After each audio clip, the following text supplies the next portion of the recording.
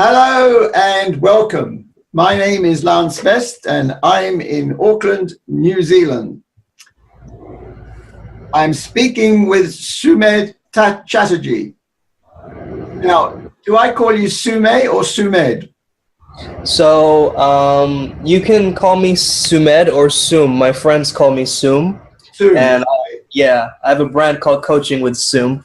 So okay. I'll be your friend today. All right. Great.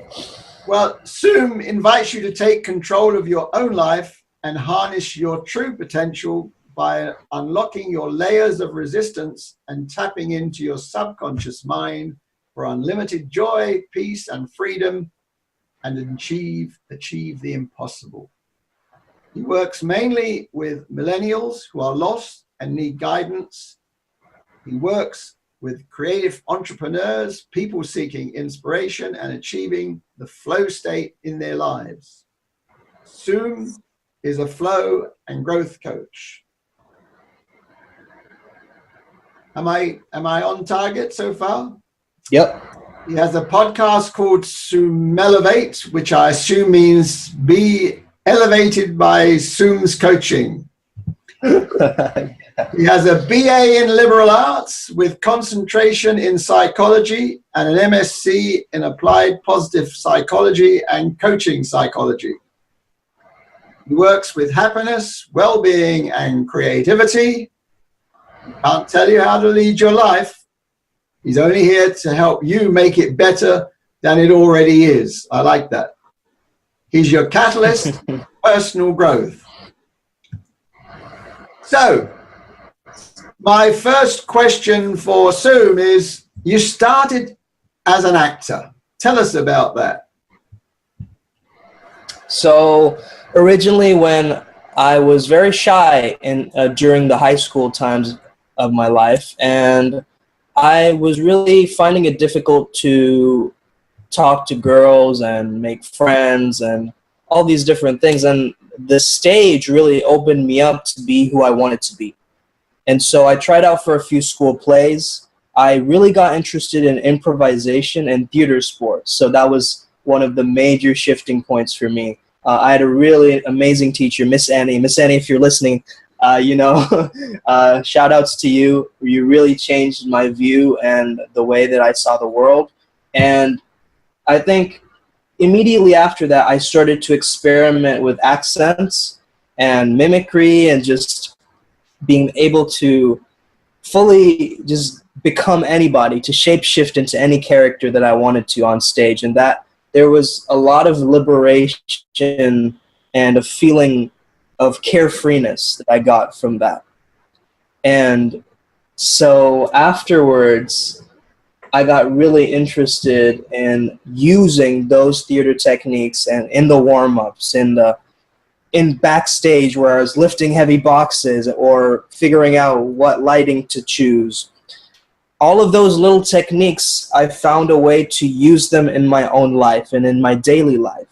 Instead of just using them primarily for drama, our lives are sometimes so melodramatic, as you can imagine, that sometimes these techniques to get us to open up our voice more, to be able to get ourselves out of our comfort zone, to connect with another person or actor. So this metaphor was kind of used and implemented in a way where I could really show other people how to really get out of their comfort zone and be the star of your own movie, which is your life.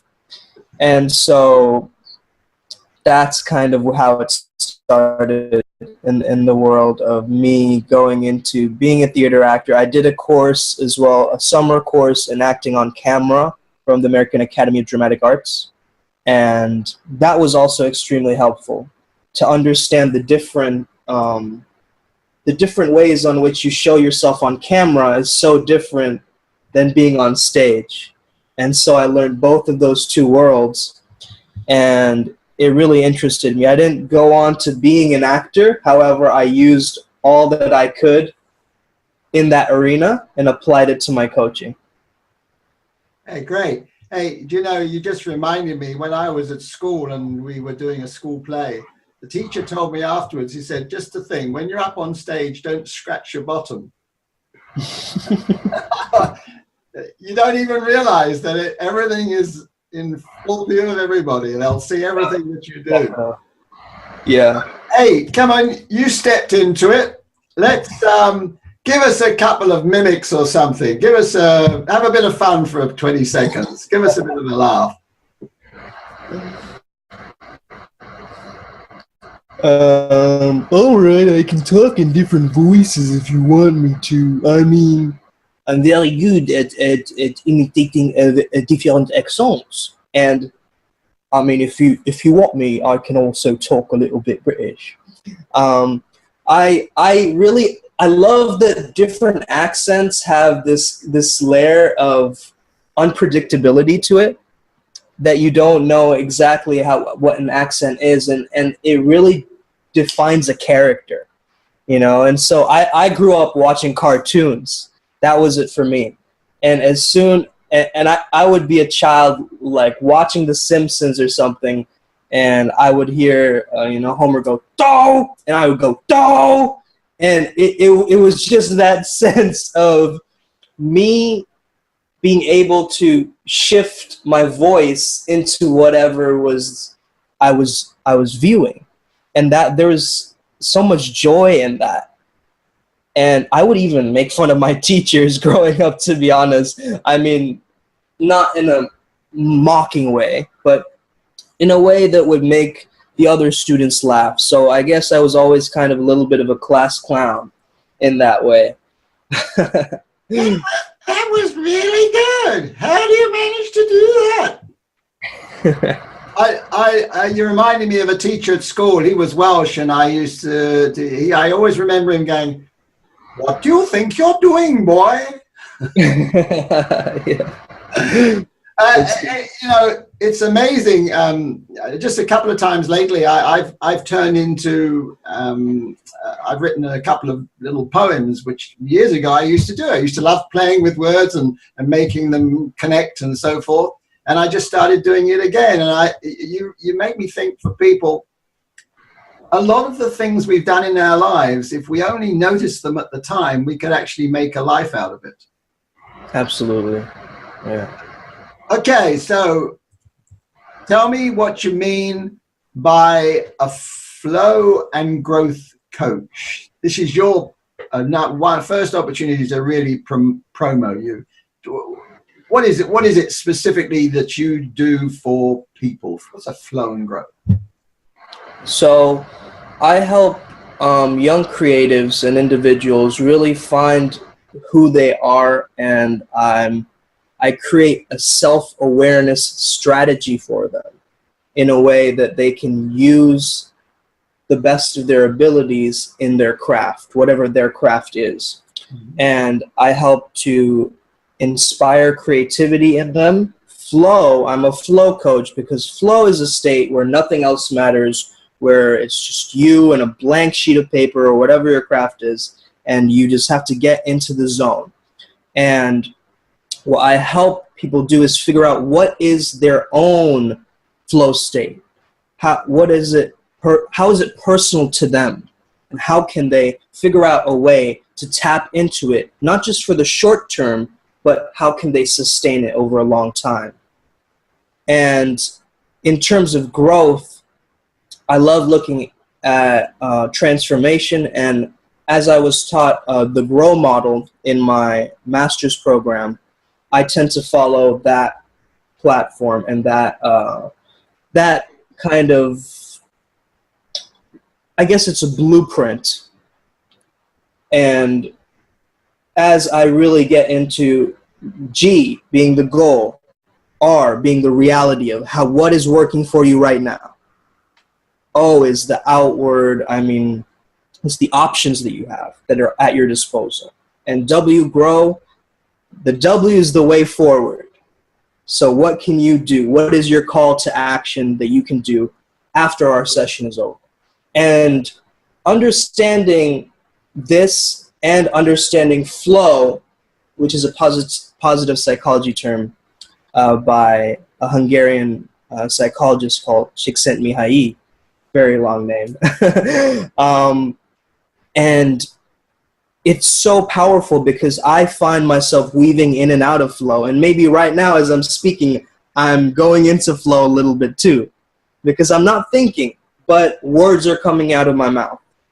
And that's really what I help people do. I help people express themselves. I help people to really figure out and shine the light inwards to themselves so that they can understand their world externally and how they can create from that negative situation or whatever state that they're in, how can they transform that state into something positive, from that lead into gold.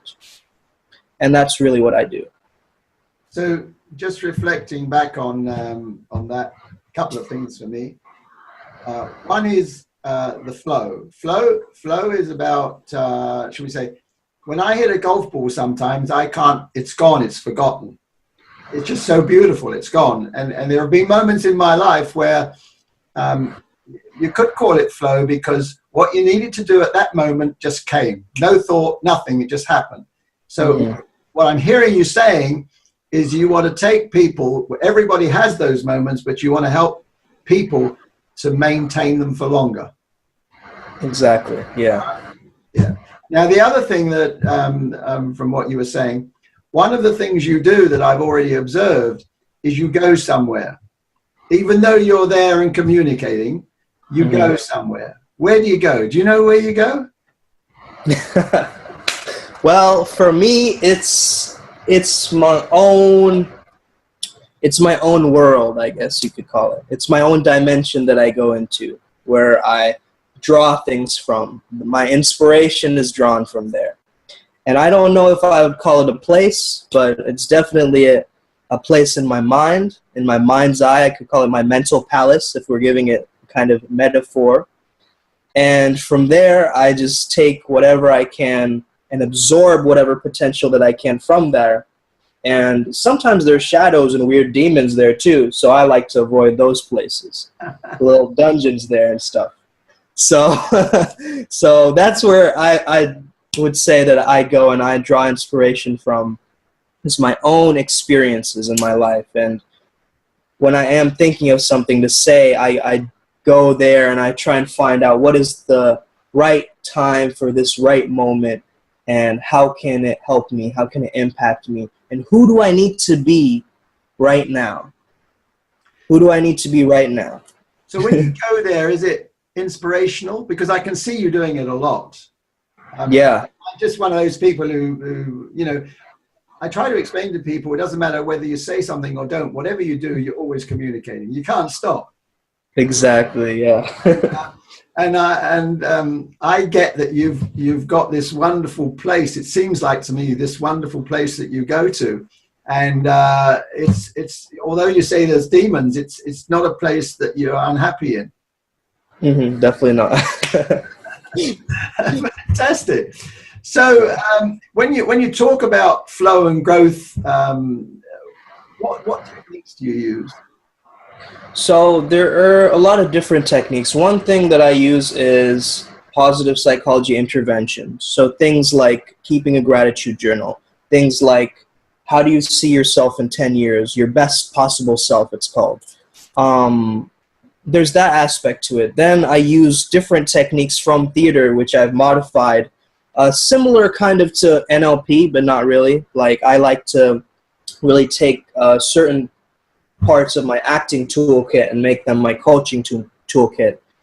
And after our session is over, I also specialize in binaural beats. And so I create my own binaural beats for my clients, which is, you seem very confused by when I said that. I'll explain what they are. I'll ask you a bit more about that. Yeah, binaural. Yeah. What conjured up in my mind was you create some sort of music that people can listen to. But Yeah. I fill them with subliminal affirmations so that when they're listening to them, they're not distracted by the words, but they're in the background noise. And so that, along with the acting rehearsal techniques, and also just being able to use a humanistic form of coaching at times really helps, meaning that I just repeat things back to my clients, and it's magical how they coach themselves.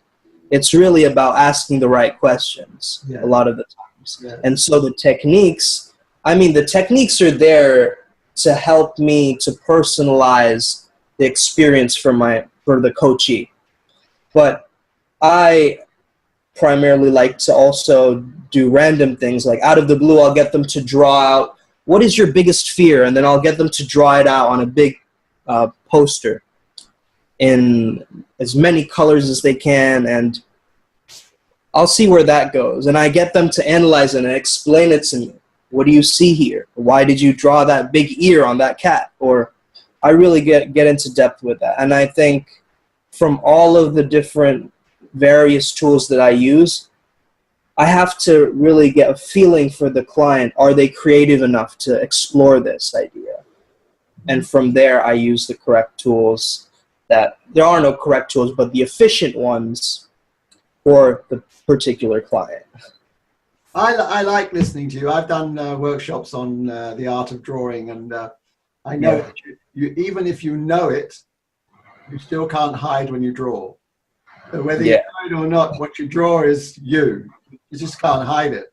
It's fascinating stuff. So yeah, I'm impressed. I'm impressed. Okay, so why choose millennials?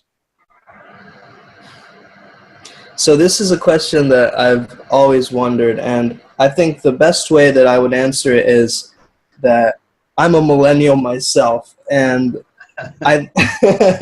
that's my best answer for you, because I feel like if it was another target audience for me, I wouldn't be able to connect to that level with them, and I wouldn't be really able to know what they're going through and their problems. But when I say millennials, I mean people who are really going through similar things that I've gone through, and they are going through currently. So in a way, I have more empathy and more sympathy for them, and I can help them on a deeper level. Fabulous. Yeah, I can understand that, because you relate. I spent the first half of my life in computers, so I can relate to computer people. I mean, I understand exactly what you're saying. So explain what it means to take control of your life. That's a tough one. I think in terms of taking control, it's about really figuring out a way to remove any barriers. And what I mean by that is, a lot of the time we get self-doubt that creeps in, and it stops us from achieving what we want. And in terms of my own control, this has been a long journey for me, my self-regulation, my self-control, because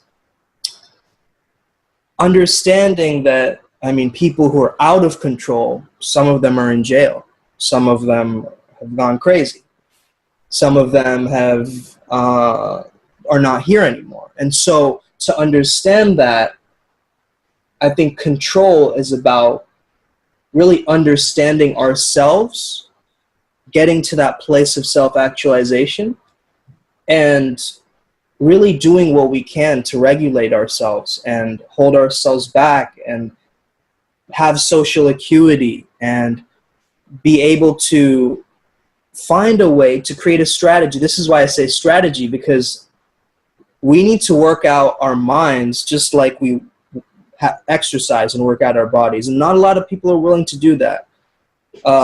People aren't willing to really sit with their emotions and be able to analyze themselves or reflect on what just happened. Because when we are in that hyper-emotional state, we're not rational. We can't find an objective. And so control for me is figuring out a strategy. And sometimes it's fun to also give that part of our brain, the monkey mind, a kind of character, and call it something. And once we call it something, it loses its power. in a way. If we call our ego Alfred or something, we give it an image, and we can make it a cartoon almost, and we can understand that if you had a roommate that you were living with that were saying some of the same things that your mind is chattering about, we'd be like, get out of here. What are you doing in my house? So so it's really about regulating and figuring out and being kind to ourselves, really being kind to ourselves, and figuring out a way to where we have the balance of letting go and holding on. And really, I think that's the biggest thing for control and controlling ourselves. There's a part of in what you're saying about what you resist persists. Right. Yeah. Okay. Absolutely. So something you touched on before, which I think I'd like people to hear this because I think it's so important. A lot of coaches, especially we watch on the groups, I find it really amusing. Somebody puts this little statement up on their post, and suddenly all these coaches come out of the woodwork and start answering the problem without actually knowing it. And Right. I just find that so amusing. Now, you said something just now, which obviously makes sense. So one of the things you must believe in is that being a coach, it's about asking the right questions, and that your client actually knows their answers. You're going to help them find them. Would that make sense? Yes, absolutely. Yeah. But tell us a little bit more about that, because asking a lot of the time when people come and ask me stuff, I will come back with a question. I keep telling them I'm not God. I can't live your life. I can't tell you what to do, but I can give you questions to consider. Tell us a little bit about your technique. You referred to this before about asking a question that brings them out and gives them comprehension, is what you were saying. Mm-hmm. Yeah. Like, for instance, if somebody's really talking about, let's say, if they're really stuck with a certain issue and they're facing a lot of challenges there, and they mention the word stagnation, let's say, I really go into that word, and I really am interested in why did you use that particular word. And I get them to really delve into it until they get to a point where it sounds absolutely bizarre, that they don't take it as seriously anymore. I think that's mainly the thing. When they get to the level where they're saying stag, like a deer, Nate as Nathaniel, and then they're creating this bizarre context for themselves, it's no more about the problem. It's really about what they've done with it and how they've reacted to it. And asking the right questions for me has also been not so much about the questions, but how they can change those questions into statements. Because a lot of the times it becomes an interrogation as a coach almost, and the exploration with that and making sure that asking the powerful questions are important instead of asking just whatever question, like, how can I get rid of this issue? Because most people know what the answers are already. They're just not willing to accept it, or they're not willing to take action, or it's all the way in the back of their minds. And it's just about removing those layers, removing all that fear, removing all those insecurities, which people wear like safety blankets at times. And they're like little accessories which we can take off if we're willing to put forth the work, if we're willing to really commit to the process, and give effort into changing something about ourselves. So, I don't know. That's a really good question. I've got a few questions that are coming up just because of what you're saying. The first thing is, do you sometimes or often or whatever get people who they use a word, they say the word, and you ask them about it, and then they sort of try and shut up shop and pretend they didn't say it or whatever? um, and yet what they said was significant for them. Do you get people who do that? Absolutely. Yeah, a lot of the time I do. Yeah. Okay, so I mean, you talked about words, and it's interesting. What I did is I took a copy of everybody who said they wanted to be interviewed. All right, and I looked through all of those, and I think people who are listening want to hear this. I'm being bold in saying that, but they want to hear this. I went through that list, and I saw people who I'd love to be interviewed. Well, that's real clear. I'd like to be interviewed. Well, if you want to, I'm open for an interview. And you got all the different, if people go back and read their own posts, they learn so much. They don't have to pay for that. They can just go back and read it and learn about themselves, because they give themselves away when they make, you know, and some people, oh, I've done all this, I've done all that, I've done all this, and yeah, I'm happy. Yeah, I'm prepared to be interviewed.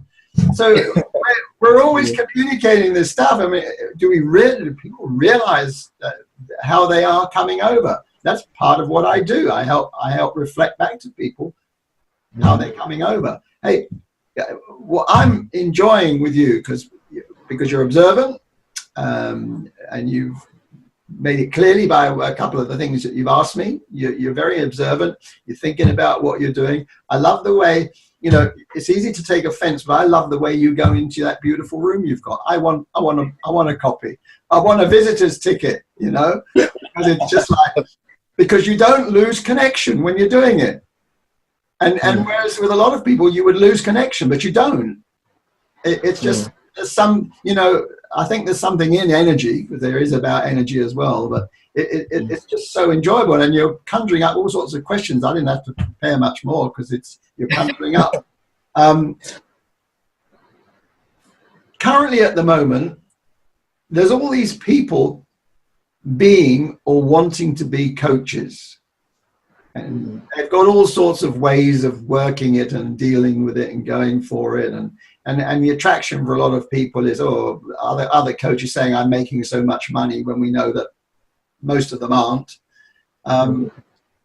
Why do you think that this is? Why are so many people? I mean, I know that everybody says there's a lot of problems in the world, but what is causing people? Because normally people are coming into coaching because they were a problem or they had a problem. So Absolutely. Why do you think this is? Why do you think there are so many and a building profession? What is the world? I think the whole concept of the job market is changing now, and I think that people would love to have a place where they could create their own professions. I think that as a coach, you have the freedom to say, I am an expert in so-and-so. And so in terms of all these new coaches coming up, I think, yeah, a lot of it, like, I started coaching because I was trying to escape from a dark place. And honestly, I've just found the world of personal development. I don't like using that word, personal evolution, maybe. Development just sounds like real estate. But I really think that there are a lot of coaches because they want that sense of personal innovation. They want to find a way to create something that is lasting for them in the future. And I think that, I don't know if it's because of also a rise in coaches, because, after Tony Robbins took off, a lot of people were looking at him and they wanted to emulate exactly what he was doing. And so I think when you have really powerful, charismatic personalities of coaches out there, people want to emulate that, and people want to find a way that they can really have a lot of impact. And I think impact is one of those words that millennials also really love. Like they're like, 2 days into their first job, why am I not making an impact yet?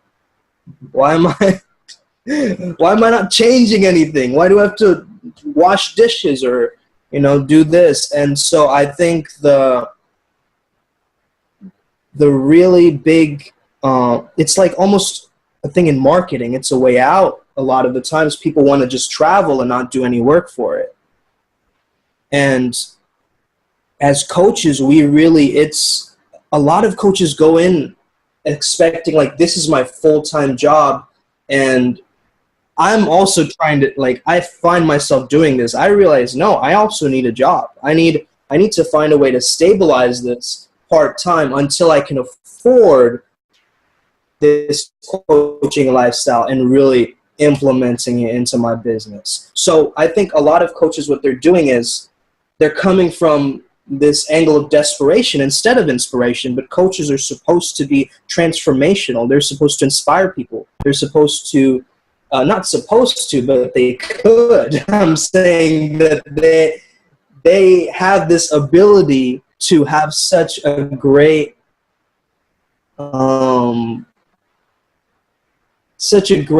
way to, they're almost like a resource to people becoming their best selves. And a lot more people are taking notice of that, and hopefully in the future there will be a lot more coaches who are committed to the craft of coaching in the long term and not just getting into it because I don't like studying law or something. You sort of led into my next question. Is your life coaching, or do you have another life as well?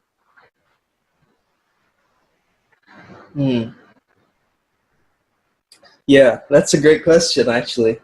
In a way, I like to think of my life as a coach, but I also have different hats that I wear and different roles that I play. So, for instance, I'll give you an example. I can't be a coach around my girlfriend. She hates that. She wants me to be her boyfriend at that moment, you see? And I can't be a coach with my parents because they think, no, we're supposed to be parenting you. You're not supposed to be giving us the answers. What are you talking about? And and at times I find myself weaving in and out of the coach. And I think that's a good thing. I think in a way that my life is beyond coaching, but I love bringing coaching into it. Bro, I'm a very creative person ever since I was super young. I've been hyper creative. I published like 2 books when I was 11 and 12. I was always drawing little doodles everywhere.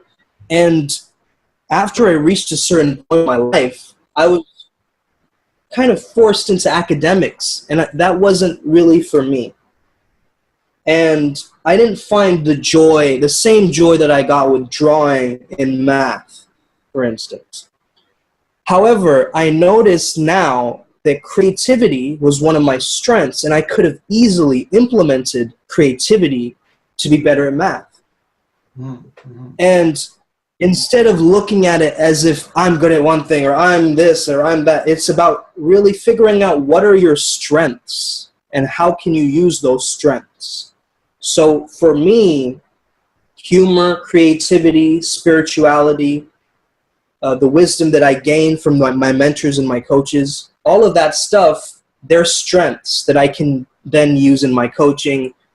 I can use it when I'm recording music. I can use it in many different areas of my life. So I think instead of coaching, it's more about who am I becoming? Fantastic. Have we got time? I've got 2 or 3 potluck questions for you. Absolutely, yeah. Let's do it. I'm always a believer in checking in my workshops. If people are late, I always get permission to wait from the other people. I think people like to be informed. So you've got a choice of anything between 1 to 67. If you've ever watched anything, I'm sure that I change the sequence every so often. So okay. You can't get for the question you want. So anything between 1 and 67.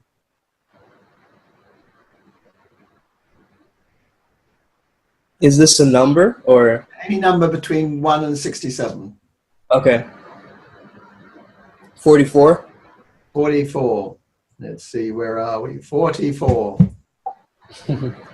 Oh, that should be an interesting one. What are the most important attributes of successful people, and how do you rate yourself in those areas? It's a really good one.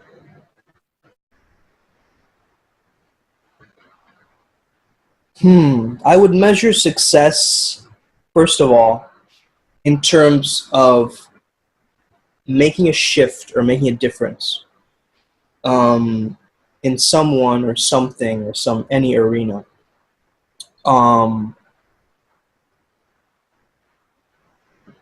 Being adaptable for me is very important.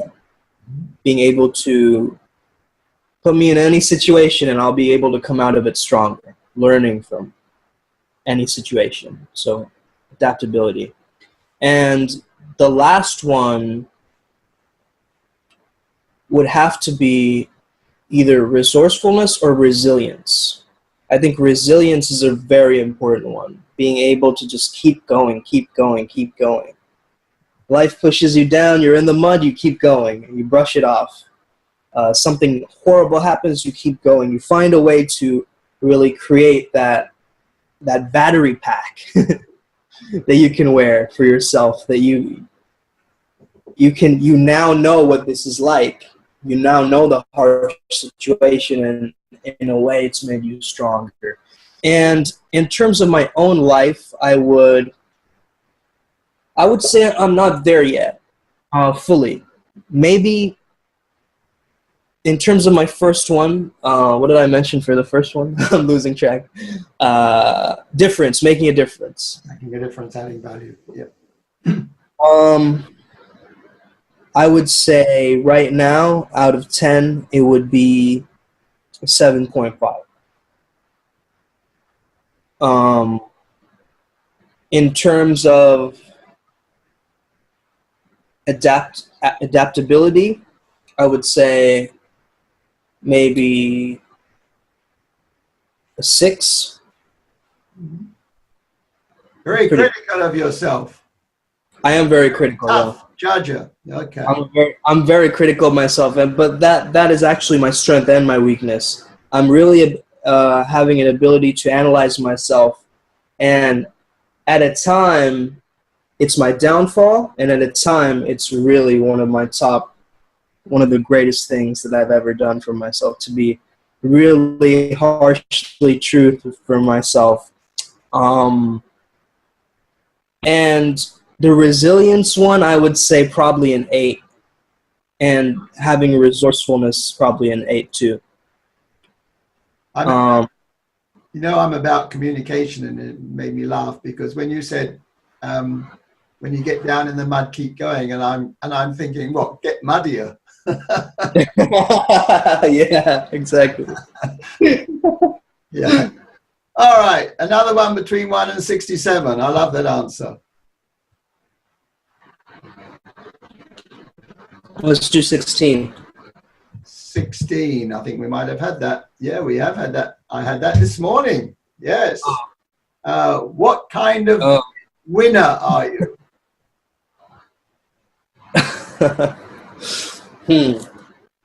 And this can be one word or a sentence or anything you like. What how are you? How do you behave as a winner? What sort of winner are you? I would like to use the word formidable. Formidable, like I'm the type of winner that sees into the future. I'm the type of winner that has a very, very solid base. And I'm the type of winner that likes to brag a little bit when I'm at the top. So if you're in a group of people and someone stands up the front and he goes, and the winner is Sume, how do you respond? This sort of title. Yeah, I would maybe do a kind of a dance in a way. I would do a dance and I would flaunt my style a little bit, and then the humbleness would come a little bit afterwards. the reflection and the integrity. But at first, I would be very, very proud of myself. Yeah. Fantastic. One more, last one. Between 1 and 7.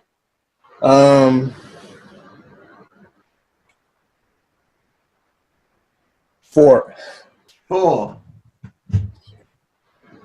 Have you ever done or accomplished something you never thought you could? And tell us about it.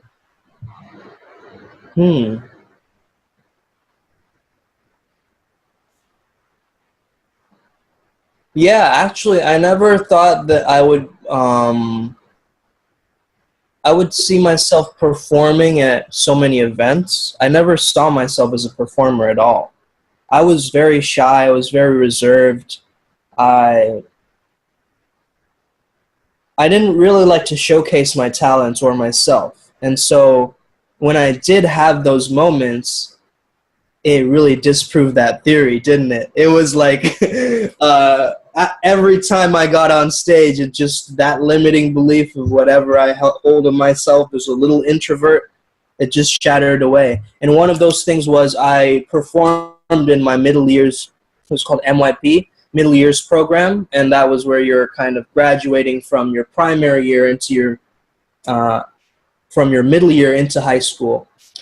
And there I performed a rap in front of everybody, and everybody was clapping along to the lyrics. I was being almost a master of ceremonies. I was rapping words, and I was telling the audience to repeat things back to me. And that shy image of that person, whoever I was, it just wasn't there anymore. And I found myself being kind of a little bit badass. And I like that. I like that feeling. Yeah, so... And even like just thinking now where we have movies of science fiction and things like that, where we think this is not even possible. But now we have all of these crazy inventions and virtual reality and augmented reality. And I think the word impossible is just, it's a bit of a joke sometimes to me. And it really is. I mean, after a while, it's all gonna... Whatever truths will be revealed, they'll be revealed, and we'll just look like fools after a while, because I think really this is just the tip of the iceberg to our understanding and what we know right now. Yeah. Wow. Fantastic. Okay. Now, before I just sign off and give you the last word, promo time for you. Sell yourself.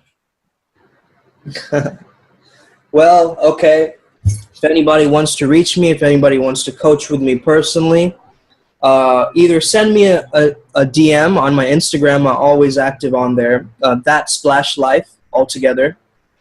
And my website is coachingwithsume.com. It's being renovated currently, but you can reach me there. And I have a Facebook page, Coaching with Sume, as well. That's Coaching with SUME. And yeah, I mean, if you are interested in what I do, if you did like anything that I've said here in this amazing podcast, do reach out to me, and maybe we can make something happen. I love connecting with people, like-minded individuals who are also on this journey. Yeah, thanks for the opportunity. Let's just make sure they get that. I think it was Smash Life. And it's all one word, and it's SMASHLIFE. Is that right? No. It's That Splash Life. So THAT, that. Yeah. Splash, SPLASH, life, LIFE. That's all one word. Now they'll get it. Now they'll get it. Now they'll get it, yes. Okay, there you have it.